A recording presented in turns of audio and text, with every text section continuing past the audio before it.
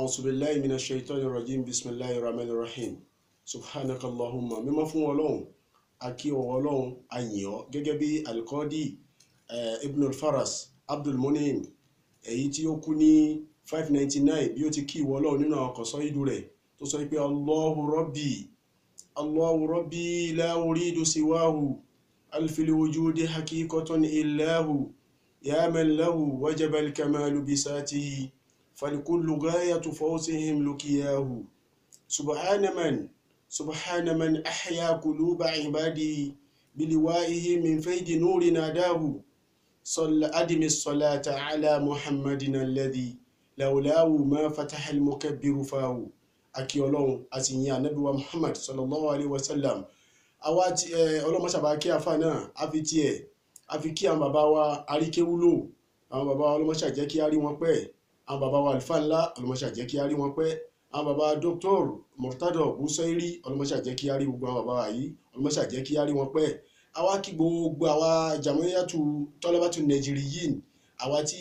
à ń kọ́ ẹ̀kọ́ lárúbáwá ní ìlú Morocco ń bí àkí gbogbo wa pátápátá a sì kí Niqabatul Markaziyin fáríhùn Morocco ń bí àkí yín so àwa kí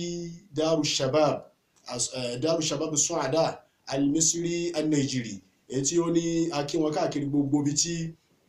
fárí wọn wà káàkiri àgbáyé àwa ti ara Daru Shabab yìí àfi kí àwọn bàbá wa Àgìná nílọrin ọlọmọṣà jẹ́ kí á rí wọn pẹ́ bàbá wa nu ọlọmọṣà bá ṣàlékún àláfíà ara wọn ọlànàbì ní ọ̀dọ̀ Ọlọ́run àwa ti ara ti àwọn bàbá tá a kí yìí àfi kí gbogbo ẹ̀yin tí ẹ ń tẹ̀lé wa akí gbogbo ẹ̀yin tí ẹ ń ṣíà fídíò yìí akí gbogbo ẹ̀yin tó ṣe pé tẹ bá ti rí fídíò yìí ẹ tẹ láìkì síbẹ̀ akí gbogbo ẹ̀yin tí ẹ máa ń kọ́mẹ̀ntì àbẹ́yìn tí ẹ sọ fún wa pé ẹyọ eléyìí sí ẹyọ eléyìí kún bẹ́ẹ̀ ẹ̀fẹ̀ eléyìí kún àwa kí gbogbo ẹ̀yin tó ṣe pé fídíò tí ẹ dọ́dọ̀ ti yín ọ́díò ní ọdọ́dọ̀ ti yín ẹ sì ń gbọ́ ẹ sì ń tẹ̀lé ẹ sì ń fún wa ní ìṣára pé ẹ ń gbọ́ ọlọ́mọṣàbà dó ti ẹnì kọ̀ọ̀kan wa tó ní òní àwa orí ètò wa náà ni a tún káàbọ̀ sí Mustashfal Qulub Heart Hospital ọjọ́ tuntun àlejò tuntun àsìkò tuntun àwọn àlejò wa tí a ní ní òní àwọn náà ni ẹ̀ ń wò ní ẹ̀gbẹ́ mi yìí àwọn bàbá wa Ustaz Al-Baiz Abdul Wadud Bono Osman wọ́n jẹ́ ẹnìkan tí wọ́n gba ìjáza ní ilẹ̀ yìí ní Madu Abibakri ní ìlú Fes wọ́n sì ń ṣe master wọn lọ́wọ́ ní Darul Hadith Al-Hassaniya ní Rabat ń bíbáyìí ọlọ́mọṣà jẹ́ kí ọlọ́mọṣà bá fún wọn ní àṣeyọrí bàbá wa ní ṣókí ǹjẹ́ ní bá wa sí sálámà sí ilé gẹ́gẹ́ bí àṣà wa sà. ọmọ ìyá wa nínú Islam bàbá wa ìyá wa assalamu alaikum wa rahmatullahi wa barakatuh. Salam wa rahmatullahi wa barakatuh. tó àwọn bàbá wa tí ẹ gbọ́ sálámà wọn yìí àwọn náà ni Aminul Am fún Jamiyatu Talabatu Najiriyin ní gbogbo táàjọmọ Nàìjíríà tá à ń kọ́ lárúbáwá tá à ń bẹ́lẹ̀ yìí àwọn ni Aminul Am wa ọlọ́mọṣàbà dó tì wọ́n àwọn sì ni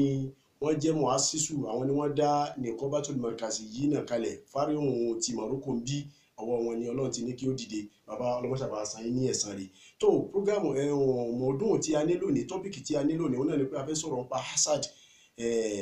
nípa hasad àníwáhùnwú àsìbáàbùwú àtàrù tó máa ìlàjù so ní bí ó ti tẹ̀léra wọn ní ká kọ́kọ́ gbé nígbà tá a sọ pé hasad tá a bá mọ̀ á lè sá fún kí àwọn bàbá wa kí ni à ń pè ní hasad gẹ́gẹ́ bí ká sọ pé a fẹ́ definite kí ni à ń pè bẹ́ẹ̀ mo ṣàjẹ́ kí á rí yé pẹ́.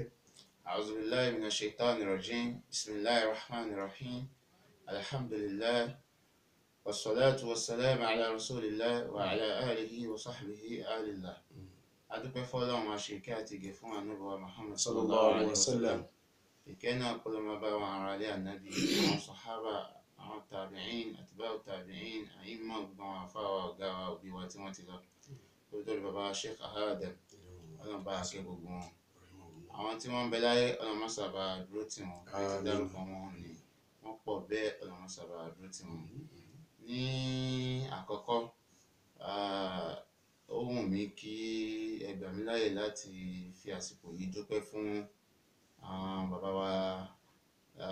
olóòtú àti gbogbo àwọn elétò ètò tá a wà yìí Mustashfal Qulub lórí àǹfààní tí wọ́n fún mi tó sì fi pè mí wá sí prógráàmù ní èní kí Ọlọ́run kó gbà ní ìbádà ní ọwọ́ gbogbo. Àmín àmín. ìbéèrè tí ẹ béèrè nípa tá à ń pè ní hasad, ìlara, ìbéèrè tí ó tóbi púpọ̀ ni wípé gbogbo ohun tá a fẹ́ sọ níbẹ̀ kọ́lọ́n kó darí wa síbi tó dáa. àmín. ní tá à ń pè ní ìlara ní ṣókí òun náà ni tamanni zawali ni'mati anil ghayr, ìwé kíyàn gbèrò wípé kí ìdẹ̀ra ọmọlàkejì èèyàn kó yẹ fún yàn ní ṣókí ní lédè kan. àmọ́ ní ìfọ́síwẹ́wẹ́ èyí tá a sọ ní ṣókí ní ìsìn tá a bá wa sọ́dọ̀ àfáà wa Káfáwí tí wọ́n ṣaláìsí ní 1094 wọ́n jẹ́ oyè wa ní tírà àwọn al-Kulliyat. so tá a bá fẹ́ wò ní ìfọ́síwẹ́wẹ́ a rí lọ́dọ̀ àfáà wa Ragib, a rí lọ́dọ̀ àfáà wa Qurtubi náà nígbà tí wọ́n ń sọ àyà hasad wípé yóò tún máa gbìyàn lọ síbi wípé ó ń gbà lérò ni o, yóò tún gbé lọ síbi wípé àfi kíkiní yẹn jábọ́ lọ́wọ́ ẹ̀ ní tá à ń pè ní ìlara rẹ̀. ìlara nìyẹn. tó ní ṣókí bàbá ọlọ́mọṣà jẹ́ kí a rí yín pẹ́ ní ká wá sí ọ̀dọ̀ bàbá Káfáwí, ọlọ́run bá san yín ní ẹ̀san rẹ̀. tó ní ẹlẹ́kejì ìgbà tá a ti mọ̀ ní definition tá a definite bí a ti definite yìí, so kí ni ọ̀nà mélòó ló pín sí tá a fi mọ̀ pé ó pín sí báyìí ó pín sí báyìí téèyàn ó fi sá fún a bá ti mọ ìpín ẹ̀ á lè tún sá fún. níbi ìfọ́síwẹ́wẹ́ yẹn náà láti padà gbọ́ ibi tó pín sí tí àfáà wa Qurtubi tí wọ́n sọ nínú tírà àwọn al-Jami'u li ahkamil Qur'an. níbi gbólóhùn ọlọ́run tí ọlọ́run ti sọ ní Quran 2 verse 109 nígbà tó ọlọ́run sọ pé wadda kathirun min ahlil kitabi law yaruddunakum min ba'di imanikum kuffaran hasadan. so wọ́n jẹ́ oyé wa pé ìta ń pè ní ìlara yìí ó pín sí méjì. tó bá ṣe gbìyàn ní àníyàn wípé ó gbèrò wípé kíkiní yẹn jábọ́ fún pé kó bàjẹ́ fún kórè yẹn kú lọ́wọ́ rẹ̀, kórè yẹn bọ́ lọ́wọ́ ẹ̀ kó kù lọ́wọ́ ẹ̀, èyí ń tiẹ̀ hasadun mazmum ni, hasadu tí ò dáa ni. tó bá ṣe pé nígbà tó rí orí yẹn tó rí dẹ̀ra yẹn òun kọ̀ ní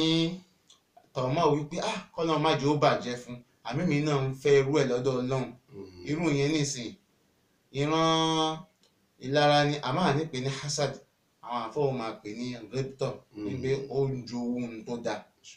látara jíjó ohun tó dáa yẹn náà wọ́n tún wá mú mi jáde tí ó tún ń jẹ́ riptọ̀ àbí tí ó tún ń jẹ́ hasad, òun náà ni munafasa wípé kí wọ́n jọ máa dùn ní dúdú wípé kó má bàjẹ́ fún kínní kó sì má bàjẹ́ fún ìkejì. òun la fi rí nínú gbólóhùn Ọlọ́run náà tó fi sọ fún wa wípé falyatanaffasil mutanafisun,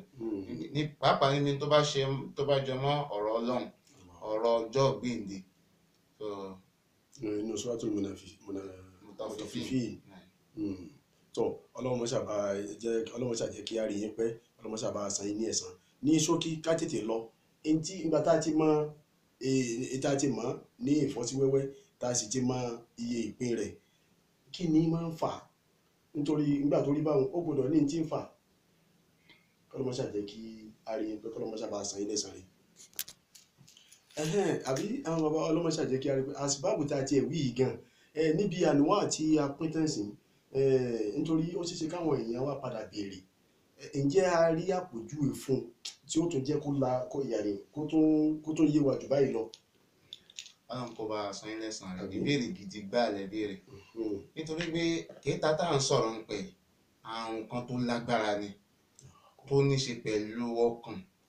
tó sì ní ṣe pẹ̀lú pé òun ni àrùn àkọ́kọ́ tí ó kọ́kọ́ ṣẹlẹ̀ ní ayé tàwa tó ń jẹ́ ẹ̀ṣẹ̀ àkọ́kọ́, ó sì ń jẹ́ àrùn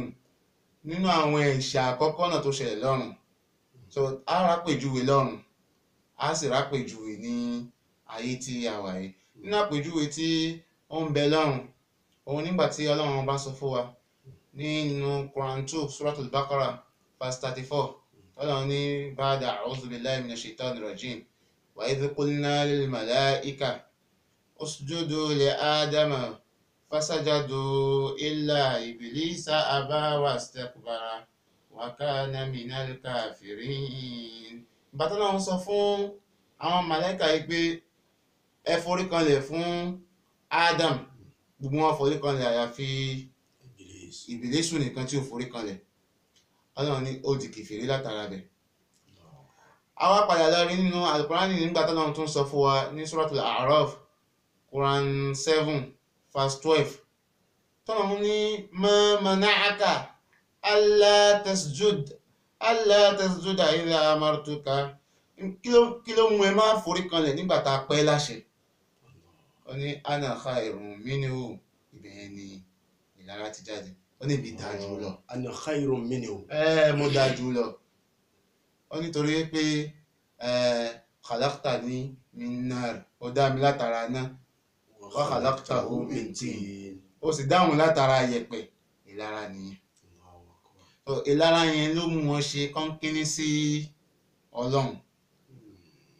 Ìṣe kọ́ńkíní sí Ọlọ́run ó sì mú wọn kúrò ní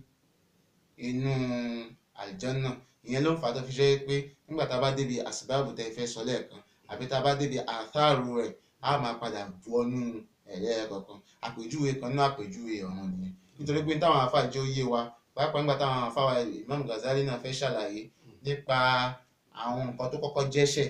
tí ó ṣẹlẹ̀, wọ́n jẹ́ ká mọ̀ wípé kíbùrù ṣẹlẹ̀. Òun náà ní lérò lè ta sọ pẹ̀lú Ìbílísù yìí. Bákan náà ni tọ́márùn àti hẹ́rùsù ṣẹlẹ̀. Irú ilé tó ṣẹlẹ̀ sánàbí Ádámù tọ́lọ́run sọ fún wa wípé má débi igi yìí, tí wọ́n sì débẹ̀. Èyí tó wá ṣẹlẹ̀ láyé òun ní ẹlẹ́ẹ̀kẹta, òun ní hasad, tó ṣe wípé òun ló kọ́kọ́ ṣẹlẹ̀ láyé nígbà tọ́lọ́run sọ fún wa wípé táwọn ọmọ ànábì wa Ádámù tí ìbejì méjì, ìkan jẹ́ Hábìl àti ìbejì rẹ̀ tójúbìnrin, ìkan jẹ́ Kọ́bìl àti ìbejì rẹ̀ tójúbìnrin. Èyí tó jẹ́ Kọ́bìl yìí, ìyàwó ìbejì rẹ̀ dá púpọ̀, ó rẹwà lójú Kọ́bìl. Èyí tó jẹ́ Hábìl, òun náà dá àmọ́ kò rẹwà níwájú Kọ́bìl. Ó wá di pé wọ́n fẹ́yàwó, òfin dé wípé kí Hábìl fẹ́ ẹni tí ó tẹ̀lé Kọ́bìl wá, tí Kọ́bìl sì fẹ́ ẹni tó tẹ̀lé Hábìl wá. Ọ̀rọ̀ wá di bóun lọ ìyá ń gbé Kọ́bìl ní òun ò lè gbárù ẹ̀. Òun ò lè gbárù ẹ̀. Òun ò lè gbárù ẹ̀. Àfikún fẹ́ni tó tẹ̀lé òun wá nítorí pé òun ló rẹwà jù lójú òun. Tọ́rọ̀ bá rí báyìí, ó dá ẹ ti nǹkan síwájú Ọlọ́run. Watlu alayhim ibna Adama bil haqq idh qarraba qurbanan fatuqubila min ahadihima wa lam yutaqabbal min al-akhar. Qala la'aqtulannak. Qala innama yataqabbalu Allahu minal muttaqin. Ó ní ó yá ẹ ti nǹkan síwájú Ọlọ́run. Hábìlì mú tó da, ó mẹ́ran gidi, ó mú àwọn nǹkan gidi, ó fi ṣe ìpèsè dáadáa síwájú Ọlọ́run. Kọ́bìlì ó ń bọ́ síbi oko, ó mú tí ò da. Èyí tó ṣe ìpèsè dáadáa, ó tún fà níyàn dáadáa sí, ó fi páyà Ọlọ́run sí. Ọlọ́run náà wá máa ń gba tí èèyàn bá fi páyà wá sí. Ọlọ́run bá gba nítorí bó da lọ́wọ́ ẹ̀. Kí ni ó padà ṣẹlẹ̀ ní wípé Kọ́bìlì ní ń pẹ́ ìlara nù. La'aqtulannaka. Ìlara nìyẹn. Nítorí pé ó rí wípé Ọlọ́run gba ìpèsè ọmọlàkejì ẹ̀. Tó bá lè mọ̀ wípé àsìkò ní nǹkan, àsìkò tí tòun náà tọ́lọ́run bá ní yóò dé, oníṣèlára ní kejì. Tó bá lè gbéjọ́ tí bàbá Sheikh Adam tí wọ́n ń tọ́jú gbogbo ọmọ, tí wọ́n àárọ̀ ọmọ tó mọ kí ó jọmọ wọn lọ. Tó bá lè gbé wọ́n ṣe lára ìwọ má dókè, ìwọ má dókè. Ṣé gbogbo ayé ó máa pẹ bàbá dì ní? Bàbá ò ṣe bẹ́ẹ̀, bàbá ò tẹ oníkálukú lórí mọ́lẹ̀. Bàbá ṣe oníkálukú kalẹ̀. Wọ́n tún sọ fẹ́ lómi wípé ìwọ wá, ó ti parí kí ó bò lòun lọ báyìí, ó sì mọ́láṣí yìí yọ tó lè ti jẹ̀mọ́mù. Wọ́n tún fẹ́ lómi jẹ̀mọ́mù bẹ́ẹ̀. Wọ́n fún wa ń kéwú, wọ́n fún wa ń bi tá ti lò. Wọ́n tún fún wa ń bi tá ti lò. Èyí tó tún ṣe bàbá ń bá rí ní pé ẹlòmíì tẹ̀ tí wá tó mọ́mù tí wọ́n fẹ́ fi jẹ mọ́mù ń gbé, ó ti jẹ mọ́mù. Wọ́n wà ní bàbá nídìí mọ́mù, àmọ́ mọ́mù rọ́tìbù ni yóò yọ. Bàbá ò ní ìwọ ò lè tí ì lọ sí ìmọ̀ rẹ ju ìmọ̀mù rọ́tìbù lọ. Jẹ́ kí ti gbogbogbò dé. Tí gbogbogbò bá dé. Yóò máa bẹ́ńlẹ̀ tí ń mu ẹ̀kọ́ lọ́wọ́ tí ń jákàrà. Wọ́n bá mú ti gbogbogbò dé, bàbá ò ní ẹ lọ pè wá. Àsìkò mọ́mọ́ rẹ ti dé, ìwọ ni ó jẹ yìí. Ẹlòmíì wá mọ́ kí bàbá ló fowó ara rẹ̀ lọ sílẹ̀ Lárúbáwá. Ẹlòmíì bẹ́ẹ̀ lọ sílẹ̀ báyìí lọ sílẹ̀ báyìí kí gbogbo wọn lè dèèyàn. Ìlara yẹn tíyàn bá ti mú kúrò nínú ìgbésí ayé ó ń ṣe fún ara rẹ̀ ni, nítorí pé nítorí onílára fi ń jẹ̀yà ó ju ohun tó fi ń fi ìlara kan ẹlòmíì lọ. ẹlòmíì bá san ilé san rè wọn láti nábì ní ọ̀dọ̀ Ọlọ́run tó nísìn ó dà pé a sì ní àsìkò díẹ̀ ìgbà tí a ní àsìkò díẹ̀ ṣe kọ́ lọ́mọ ṣàjẹ́ kí a rí yín pẹ́ ǹjẹ́ ẹ tó lè fún wa ní àlàyé díẹ̀ sí i kíkíní kó tó lè yé wa jù bẹ́ẹ̀ lọ nítorí àwọn èèyàn lé wọn béèrè àmọ́ tó bá wà ṣámìl so ìbéèrè ó kéré kọ́ lọ́mọ ṣàjẹ́ kí a rí yín pẹ́. bẹ́ẹ̀ni nítorí pé apá kan la ṣe sọ nínú hasad ni tá a ní ṣe pẹ̀lú èyí tó náà sọ fún àwọn Suratul Maida tá a sọ níbi Quran 5:27 níbi wàtúlò àléhìm nábà ibni ádámà bilhaqqi tọ́lọ́hún sọ fún wa. Apá kejì àmọ́ ká tó lọ síbi apá kejì yẹn náà ẹ rí i pé níbi wípé kí onílára máa ṣe lára yẹn ó ń sọ fún wa wípé ó pọ̀ lọ́run ló mú gan ni gẹ́gẹ́ bí táfà Qurtubi sọ fún wa wípé ó ṣe tasfihul haqq nìyẹn ó pè lọ́run ló mú gan ni ó ń sọ fọ́lọ́run pé ọlọ́run ò mọ̀ nǹkan dá ọlọ́run ò mọ̀ nǹkan pín ọlọ́run pín síbi tó wù ó ń yẹ ọlọ́run lọ́wọ́ wò nù. Àmọ́lẹ̀ tí wọ́n á tún máa lọ hasad fún tó jẹ́ pé kejì tó jẹ́ gbé lápèjúwe òun ni gbàtà Ànábì wa Muhammad sallallahu alayhi wa sallam tó sọ fún wa wípé la hasada illa fitnatin wípé a ní máa jowó èèyàn níbi dáadáa àyàfi nǹkan méjì. Hasadu bẹ̀yẹn òun ṣe hasadu ti ìlara tí ò dáa wọ́n túmọ̀ sí pé Ànábì ní àkọ́kọ́ èèyàn tá a máa jowó ẹ̀ níbi tó ń ṣe tó dáa òun náà ni rajulun atahu Allahu al-Qur'an ẹni tọ́lọ́run fún ní al-Qur'an fahuwa yatluhu fahuwa yaqumu bihi ana al-layli wa ana an-nahar tó wá ń tọ́ lọ́sàn-án ó ń tọ́ lóru ní bó ti jẹ́ kó tọ́ ìyẹn náà ó máa jowó wípé mo fẹ́ dàbí lágbájá ní sí dáadáa láì ní fẹ́ jẹ́ kí titi ẹ̀ wálẹ̀ kó bàjẹ́. Ẹni kejì òun ni ẹni tó ṣe wípé Ọlọ́run fún ní owó òun náà wá ń ná lọ́sàn-án ní dáadáa ó sì ń ná ní òru ní dáadáa. Irú ẹni bẹ́ẹ̀ náà ní sin Ànábì ṣàpèjúwe méjèèjì fún wa pé irú àwọn táwọn ṣe ziptọ̀ wọn ni ìta pè ní tí ó dá ní ziptọ̀ ni èyí ò ń jẹ́ eléyìí tí ó dá so tó fi túmọ̀ sí pé èyí tí ò dá yẹn náà ni Ọlọ́run ní ká ṣe ìwáṣọkọ ń bẹ̀ nínú Suratul Falaq Quran 113 ní àyà tí ó parí wa min sharri hasidin idha hasad so báyìí ni àmọ́ àpèjúwe tún ṣì pọ̀ tó ń ẹ̀wò lápèjúwe tá a bá ní ká lọ sínú tíra Ihya'u Ta'wil kan àwọn ọ̀tọ̀ kan bẹ táwọn bàbá wa máa ń pa fún wa kọ́nà bá a san wọn lẹ́san rí a rí níbẹ̀ nítàn arákùnrin kan tí ó máa ń dúró sẹ́gbẹ̀ẹ́ ọba tó ṣe pé tó bá dúró sẹ́gbẹ̀ẹ́ ọba yóò máa sọ fọ́ba wípé dáadáa ló pé ìkà ò pé tá bá ti fẹ́ lọ sọ́dọ̀ yóò jókòó sẹ́gbẹ̀ẹ́ ọba yóò máa sọ fọ́ba bẹ́ẹ̀ yóò sì ní tẹ́ bá ṣe dáadáa ẹni tó ṣe dáadáa yóò gbà dáadáa ẹni tó ṣe aburú náà kò ní ṣàì gbà nǹkan kan ju aburú lọ. Arákùnrin yìí ẹnìkan wá ń ṣe kéétẹ̀ ó ń ṣe ìlara ẹ̀ gẹ́gẹ́ bí tí ó jẹ́ ká mọ̀ wípé ìlara òun tí yóò máa wá látara kéétà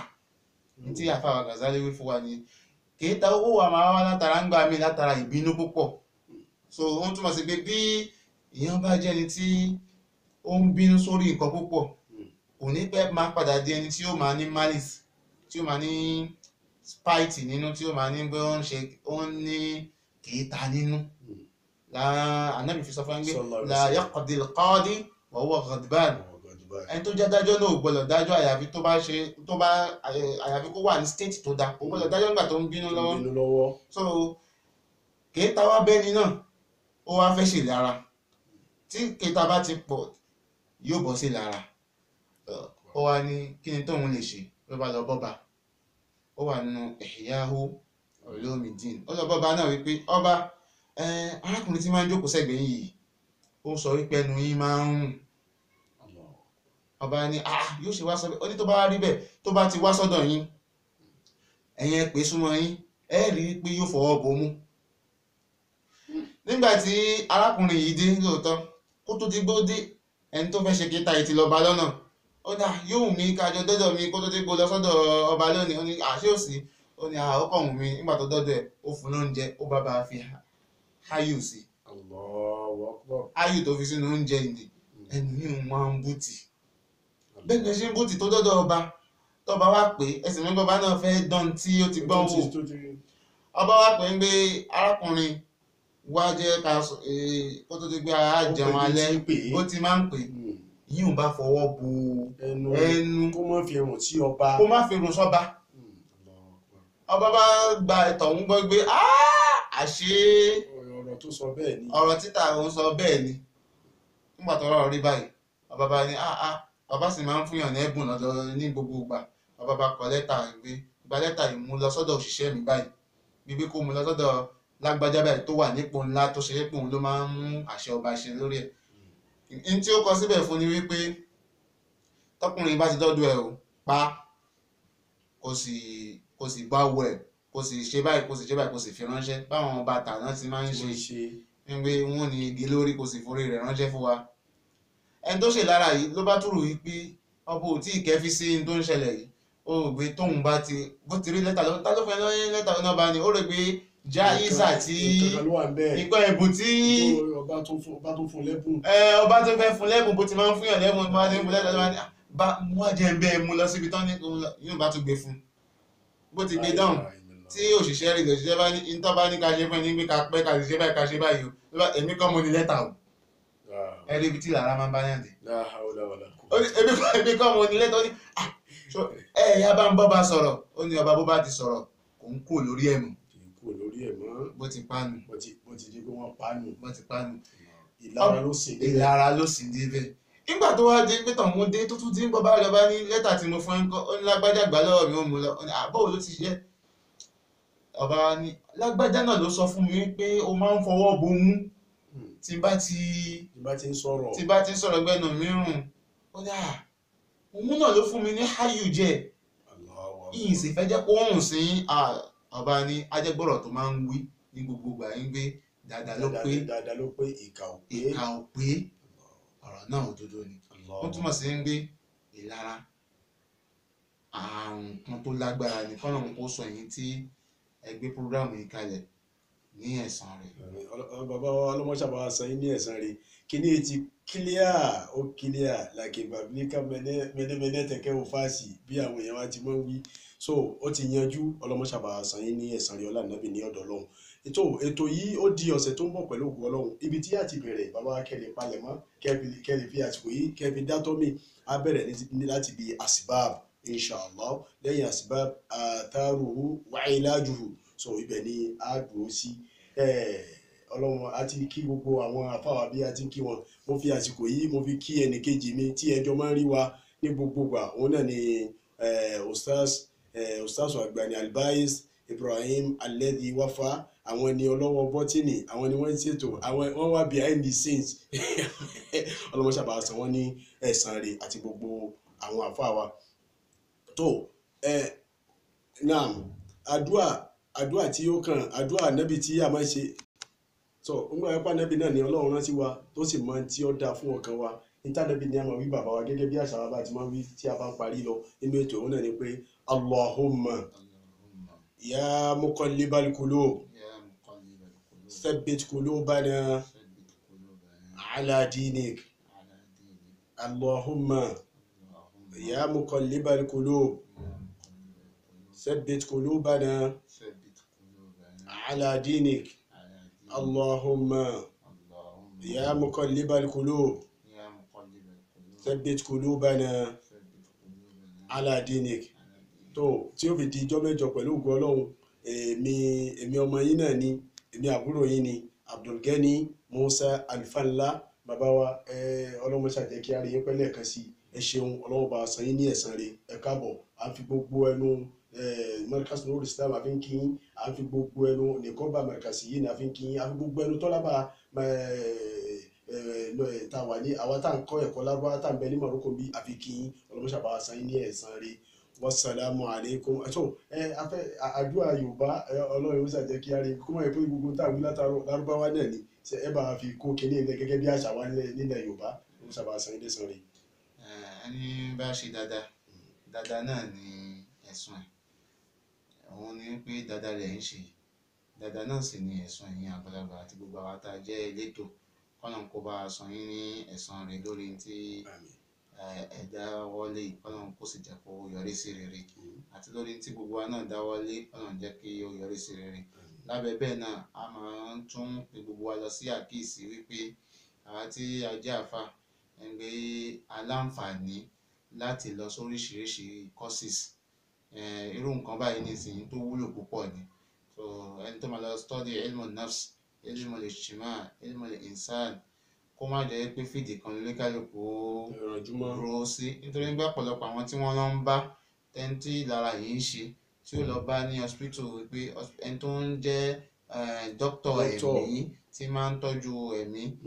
tí kò ń ṣe ti ọkàn nìkan ti physical tí ó ṣe pé wọ́n máa ń tọ́jú wọn tó bá ṣe bí mùsùlùmí náà ló pọ̀ ń bẹ̀ pàápàá tó tún jáwàá fà láwà ń bẹ̀ yóò lè jẹ́ ká yanjú ìṣòro ẹ̀mí yẹn tó bí program yìí ṣe fẹ́. Allahu Akbar. so a pè wá lọ sí ìpín bẹ́ẹ̀ bọ́lá ń kó sanwó alẹ́sàn rẹ̀ ọ̀làdà sallallahu alaihi wasallam ó má dàbí pé yóò fi nǹkan tá a máa ń lò ní Nàìjíríà kún bọ́lá má ṣe wá ní ìyáàkà kó má ṣe wá ní ìyáàkì kó má ṣe wá ní ìyáàkù mọ́ nítorí pé àwọn bàbá ṣe kálámù ò jẹ́ ìyáàkà wọn ò jẹ́ bàbá àkà tá a bá débi kí wá sẹ́gbẹ́ alifkẹ́sọ̀rọ̀ yìí ìyá ṣe dábàá tálímọ̀tì ìyáàkà fàtíàkà ìyáàkà ìyáàkì ìyáàkù mọ́ gbogbo àwọn tó bá wù wá báyìí náà kí ni ẹ̀sán wọn máa ń padà ń jẹ́ òun àti ìkì àti ìkù náà ni ọlọ́run má jẹ́ kọ́rọ̀ yín rí bẹ́ẹ̀ má jẹ́ kọ́rọ̀ wá rí bẹ́ẹ̀ gbogbo ìjọ Islam ọlọ́run má ṣàwà pẹ̀lú wa ètò ìdìbò tó ń ṣẹlẹ̀ lọ́wọ́ ní Nàìjíríà ọlọ́run má ṣàjẹ́ ó bọ́ sí rere bàbá Mudirul Markaz ọlọ́run má ṣàbà dúró tì wọ́n bàbá wa Maulana Sheikh Daud Al-Falla ọlọ́run má ṣàbà wà pẹ̀lú wọn bàbá wa Aríkéwúlò bàbá Dr. Busiri gbogbo àwọn afáwà lápapọ̀ ọlọ́run má ṣàbà dúró tì gbogbo wọn pàlùbáríkà wọn ràn wá wala hawla wala quwwata illa billahi al-aliyyil azim gbogbo nìkan ọba níbí ọlọ́run má ṣàdúró tì wọ́n gbogbo àwa tá a jẹ́ student níbí ọlọ́run jẹ́ aṣàṣeyọrí àwọn ustaz wa Abdul Latif ọlọ́run má ṣàbà wà pẹ̀lú wọn ustaz wa Ibrahim ustaz wa Ọ̀tọ̀lórin gbogbo àwọn afáà tá a lè dárúkọ wọn tán ọlọ́run má ṣàwà pẹ̀lú gbogbo wa gbogbo programu tó ń lọ nílùú Morocco ọlọ́run má ṣàwà pẹ̀lú wa ọlọ́run Qur'an Karim àti uswatun hasana àti mustashfa al-qulub àti gbogbo àwọn programu baramiju programs tí wọ́n lọ ọlọ́run má ṣàbà fàlùbáràkà sí ọlá bismillahir rahmanir rahim ọlá bismillahir rahmanir rahim ọlá bismillahir rahmanir rahim qul a'udhu bi rabbil falaq min sharri ma khalaq wa min sharri ghasiqin idha waqab wa min sharri naffathati fil 'uqad wa min sharri hasidin idha hasad. سبحان ربك رب العزة عما يصفون وسلام على المرسلين والحمد لله رب العالمين.